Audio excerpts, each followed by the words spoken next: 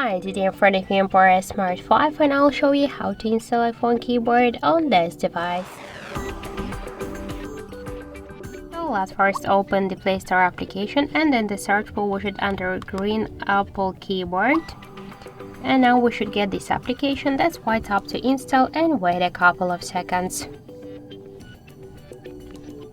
So after that, tap to open the app and click enable in settings.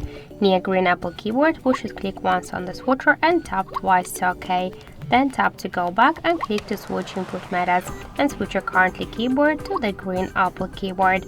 Now the process is finished, so let's use the search, for example, to see the new look of our keyboard, and we can see that it's so close to the iPhone 1 as all of the emojis. So that's it, thank you for watching, and if you find this video helpful, don't forget to leave a like, comment and to subscribe our channel.